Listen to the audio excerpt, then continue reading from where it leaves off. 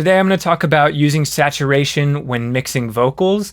I think this is a really fundamental tool for mixing, especially in the modern era where things aren't just automatically saturated from using tape machines and consoles and stuff.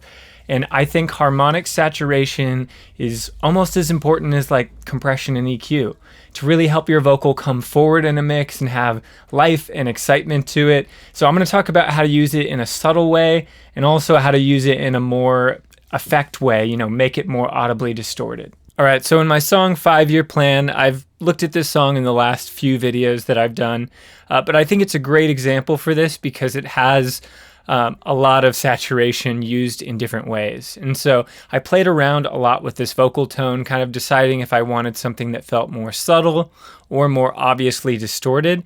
And I went with the latter to kind of get a more lo-fi sound. So here's how that sounds in context. It started in a rush, then the world slowed us down. Pulled up inside for months, rearranging every room in the house.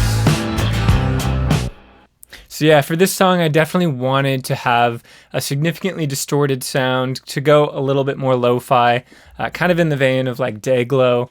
He uses a lot of saturation on his vocals. And so I was playing around with this in multiple stages. And that's the first thing I want to talk about is when I'm applying saturation, it's not usually just one plugin or one processor that's adding all of that.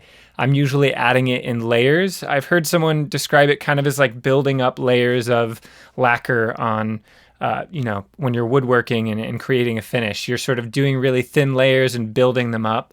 And I find the same works well for saturation so that things don't get totally fuzzed out and out of control. And so the first place that I'm adding saturation is actually with the signal chain that I record with.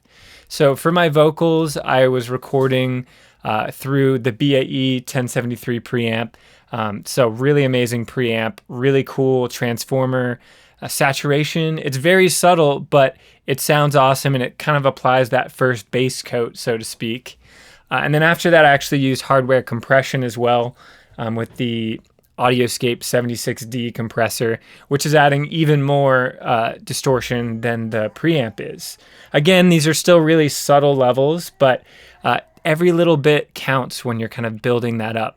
So the reason I think that's important now in modern production is because a lot of distortion was kind of, inherent to the way things were recorded in the past, going through preamps and consoles with multiple stages of transformers and going through other processors and then ultimately printing to tape adds a lot of distortion.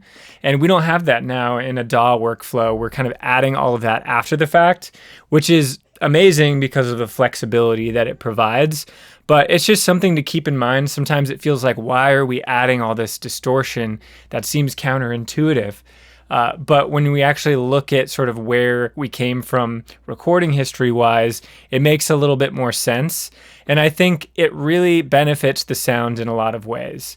The first way is really kind of making the sound feel thicker and more vibrant. I think when you're generating more harmonics on the signal, it always fills out the mid-range a little bit more.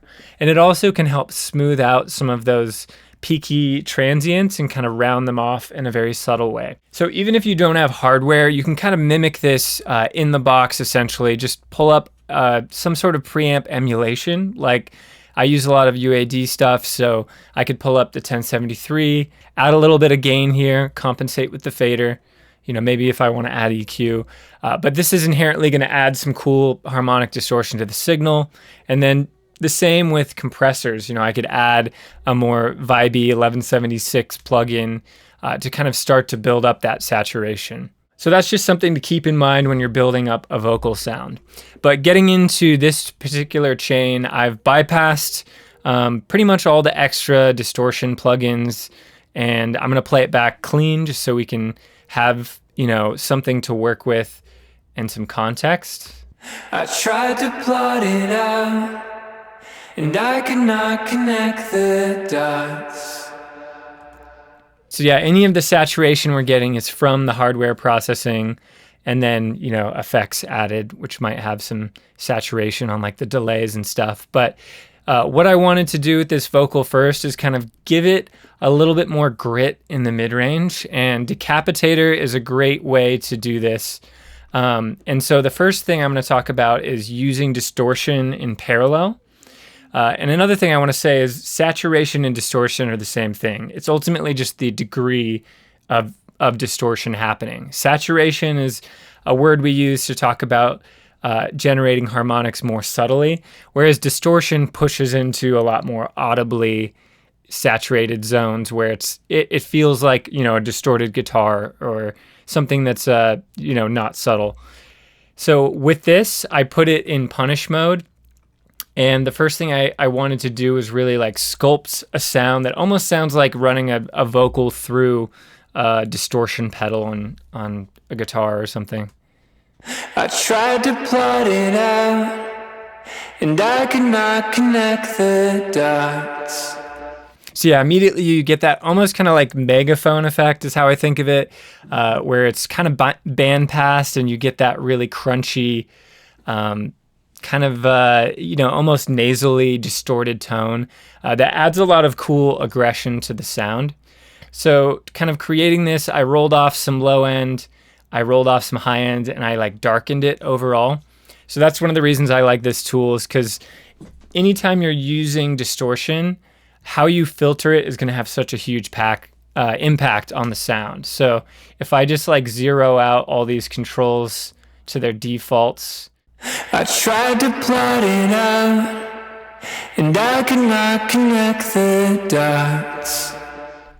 which is, it's fine, but it starts to get a little bit overwhelming and, buzzy in the high end. And you can hear the low end of the vocal is really driving the distortion a lot, which kind of makes it sound a bit muddy. So I wanted, again, something that's a little bit more mid-range focused that I could blend in parallel. So after I dialed in that distortion effect, I played around with the mix knob to kind of find the right balance. And this is one thing I love about using distortion in parallel, is you can get that character but not sacrifice all of the clarity of the vocal. I tried to plot it out, and I could not connect the dots. I tried to plot it out, and I could not connect the dots. So I feel like that's a good balance where you maintain some of that articulation in the vocal, but you're just adding a lot of character. So I added that to all three layers individually. Find, when you're distorting groups of vocals, sometimes you can get a lot of extra dissonant intermodulation distortion, especially if you have like a bus with harmonies where you're singing different notes. That basically creates different harmonics that can clash with each other and just doesn't sound as clean and defined to me. So typically if I'm using more significant distortion, I want to do it on the individual track level. So that was just a side note.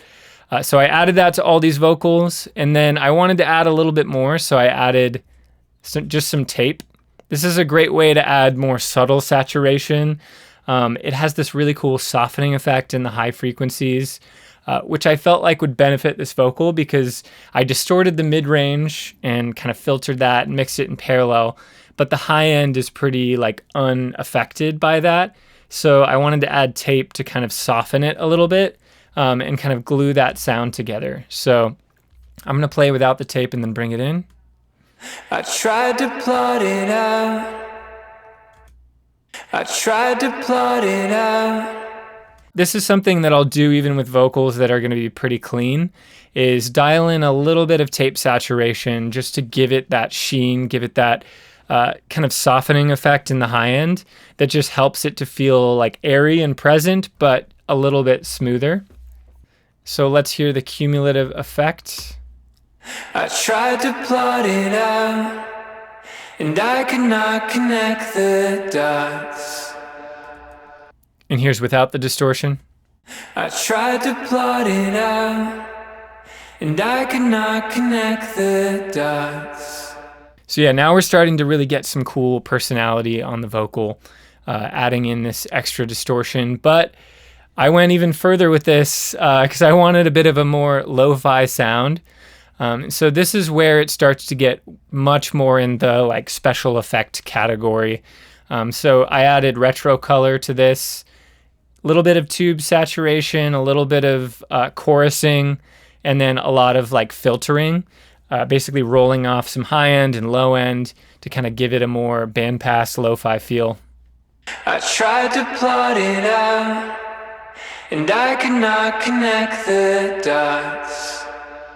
In this case, you might be able to pull off this effect just with this plugin, but I did find that the cumulative effect of the distortion on the individual tracks and then adding this kind of made the vocal feel just a little bit more exciting and added a little bit more high-end content to the vocal, which helped it cut through in a nice way. Another thing that you'll need to watch out for when doing a lot of distortion on vocals is you get a build-up in the mid-range, inevitably, of a lot of those harmonics that are generated. So sometimes you need to do just like a little bit of attenuation in the mid-range where it starts to feel a little bit honky or boxy. Here is the vocals in context again. I tried to plot it out, and I could not connect the dots. But you would never doubt, the picture's bigger than we thought. So there you go, some ideas for vocal saturation. Just to give a couple more tips that I mentioned before, but I think are worth repeating. Watch out for how much low end on your vocals is going into whatever distortion, saturation you're using, because it can quickly muddy up the sound and just make it sound a little bit unpleasant. In fact, a lot of times it can be cool to play with a pre-emphasis EQ, either cutting low end or boosting high end before the distortion, just so that it's reacting a little bit more to that kind of top end of the vocal and you're getting more higher harmonics that add a sense of excitement and brightness to the vocal. And that's something you could sort of counteract. So if you still want your vocal to feel really thick, you could cut low end before the tape and then add the same amount after. And that's a cool way of doing some pre-emphasis to the distortion to shape it. Also, be sure to play around with different types of distortion. Tube distortion is going to sound really different. It's not going to give you the same kind of edginess and brightness that tape will, but it can be a really cool effect if you just want to add a sense of size to a vocal and add a sense of richness to it. So play with that, play with transformer, saturation, whatever really you can get your hands on in terms of the plugins that you have at your disposal. So that's it for this video. There's a lot to go over in this topic. I'm sure there's more I could say. If I didn't explain anything well or you have questions, just let me know in the comments.